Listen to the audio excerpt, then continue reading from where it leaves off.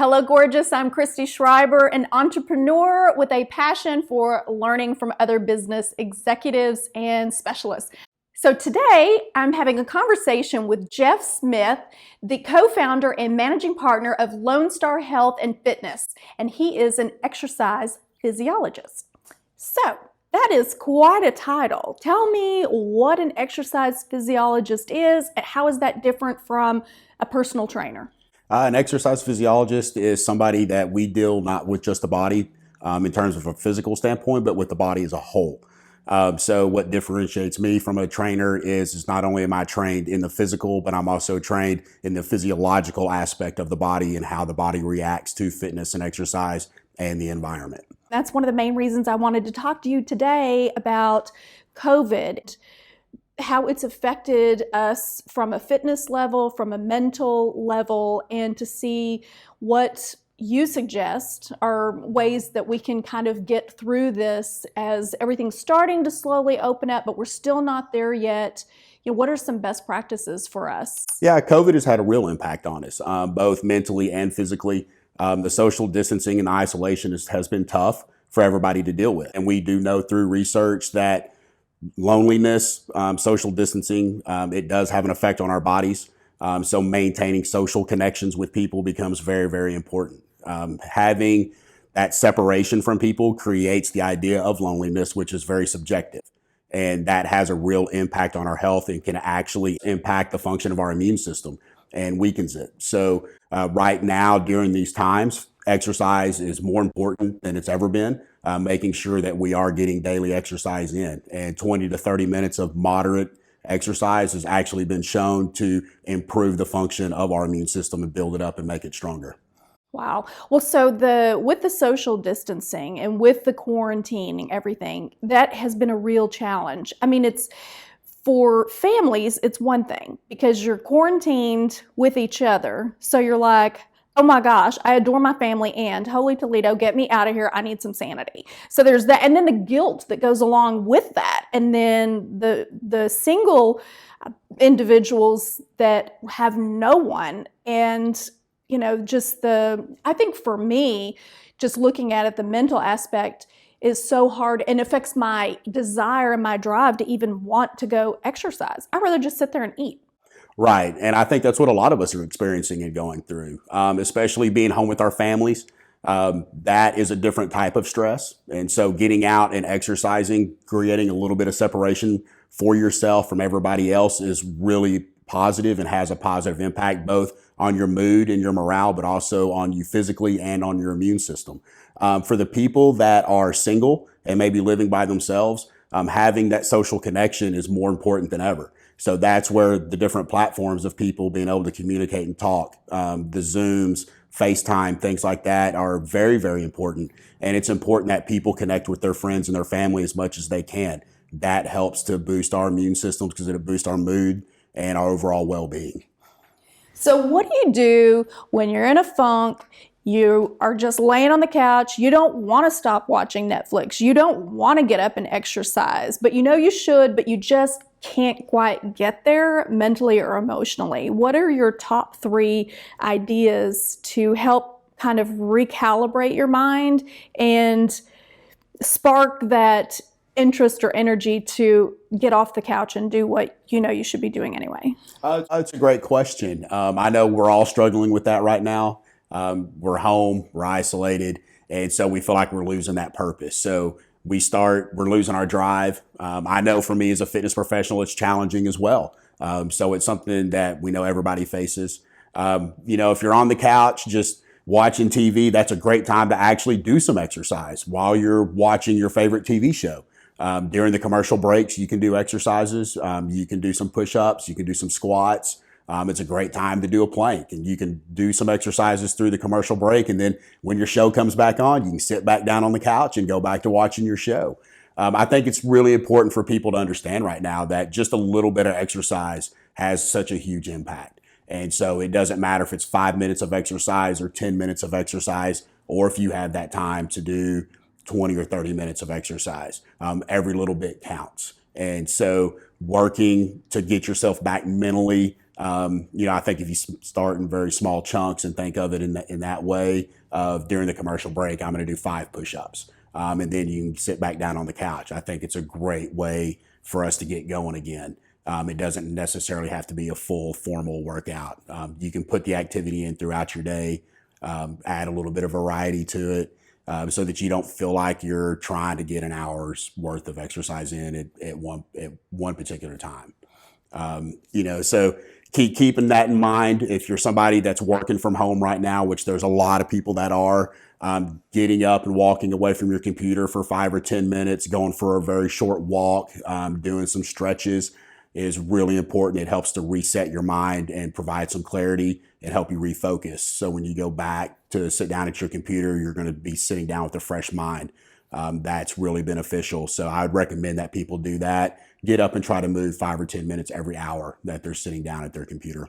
I love that you brought up stretching, because stretching for me is energizing. It doesn't feel like you're doing all that, but for me personally, I can tell such a difference whenever I have a good stretch. Like, I love yoga, and whenever I go for a while and not do it, once I start up again, I'm like, why did I not keep on with this? Because it just feels so good. And there's just something about, even just having a stressful day. I mean, just a good stretch. It just feels so good. But you normally don't think of a good stretch as fitness. At least I don't. So I like that you brought that up.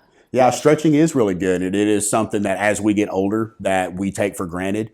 Mobility and agility as we age becomes very, very important. And keeping the muscles loose plays a key role in that. So trying to take a few minutes every day and stretch is really beneficial and helpful. And like you said, it is very re-energizing. It's amazing what just 5 minutes of stretching can do for us mentally. And so I recommend that everybody do that, and that we try to do that daily and multiple times a day. Like I said, it does provide clarity for our minds. It makes us feel better physically, especially sitting down at computers and at desks. Our bodies are tightened up. That starts getting into a whole different discussion that we can get into some other time. But it is very, very important that we stretch and do it on a daily basis. So what do you know about the dates, the reopening dates for everybody who may be ready to get back in and misses the home atmosphere? Like, for my husband, for his mental health, like, the gym is his second home. And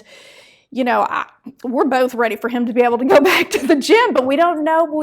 That's an industry that really hasn't been spoken about that much. What do you know? From what I've been hearing and reading, the gyms are going to open back up on May 18th, which is good. We're really excited about that. I think it's great for everybody. For those that love to exercise and get to the gym, it will be fantastic. Being in that gym setting is a family in itself. And so reconnecting with your friends, being able to go through the workouts and talk and socialize will do wonders for us overall. It'll really help boost our mood and our morale and get us feeling like we're getting back to living some part of our life. So it's very, very important. And I know me personally, I'm excited about it. I'm ready to get back in the gyms and really start helping people move forward. So what do you think that that's going to look like when re-entering the gym? Are there going to be masks? Are there going to be special sanitation protocol for guests to use on the equipment? I haven't seen specific protocols yet. I haven't seen anything about masks in particular, but if it makes the person comfortable wearing a mask, definitely wear one. It does provide you a little bit of security and knowing that you're providing yourself some form of protection. As far as the gyms themselves, hopefully they're going to be taking practices where they're going to be deep cleaning their facilities, bringing in medical grade equipment and sanitizing with medical grade chemicals to keep the facilities clean. We as the people that are exercising and we as the coaches and the trainers can help in that process as well by cleaning the equipment when we're done with it, so the person coming in behind us using it has a clean piece of equipment to work from and knowing that it's germ free. That's very, very important. And hopefully the gym owners, the coaches, we as the trainers and the instructors will be following that lead and doing everything we can to keep the facilities as clean as possible so that people can feel comfortable coming back into the gym environment and working out. That's terrific. Well, because in the gym environment, it's not like going to the grocery or retail or anything else, because you're in there to sweat. and to huff and puff and heavy breathe. And so, like, those are all things now that it's going to be so bizarre to be in that atmosphere again with what's going on in our world today. I just wonder how long it's going to take people to feel like it's normal again, to get back to how it was, or will it ever get back to how it was? I hope it does.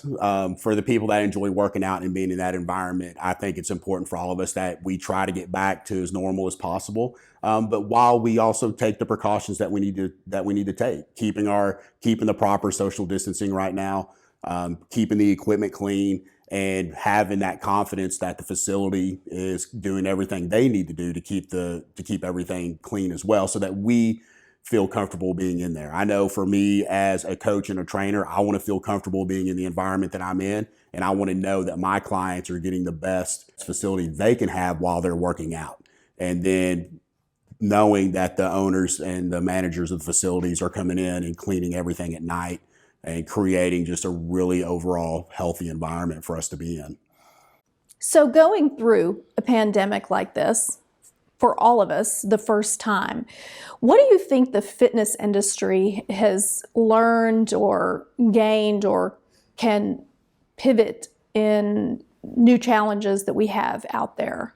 Well, I think one thing we've learned in the industry is that exercise is more important than ever, but also from the standpoint of being in a facility, making sure that we're keeping the facility and the equipment cleaned properly. And I know a lot of gyms do everything they can to do that. But that's where we as the gym goers, the coaches, the trainers, and the owners need to do our part as well. I think there's been a huge shift of the fitness industry to virtual training and virtual online platforms, which has been good. It's a new avenue for us to pursue, and it provides a new avenue for people to participate in fitness when they may feel like they can't, just based on their schedules. And so it's bringing fitness, I think, to people even more now than it ever has, which is great for us as an industry. It's great for our health. Our goal is to get people as active as we possibly can, because the more active people are, the healthier they are. So now that we are starting to get excited about getting back into the gym, most everybody has put on weight with this. They call it COVID-19. I call it COVID-24 for my own personal going through the pantry like a buzzsaw. But so what do you say to people who are all of a sudden having to take off their pajama pants and yoga pants and put their work clothes on again, and they're a little bit tighter than they were last time? How is the most healthy, best way for them to get those extra pounds off? What should we be doing? It's a great question. First, I would tell my clients to take a deep breath. It's going to take a little bit of time to get the weight off, and encourage them to start eating really healthy. I like to focus on the exterior of the grocery store. For example, a lot of fruits, a lot of vegetables, a lot of lean proteins. Oh, you mean the aisles that go around? Yeah, try to stay out of the center aisles of the store. That's where all the processed foods are. The healthy foods are going to be on the perimeter, but taking it slowly.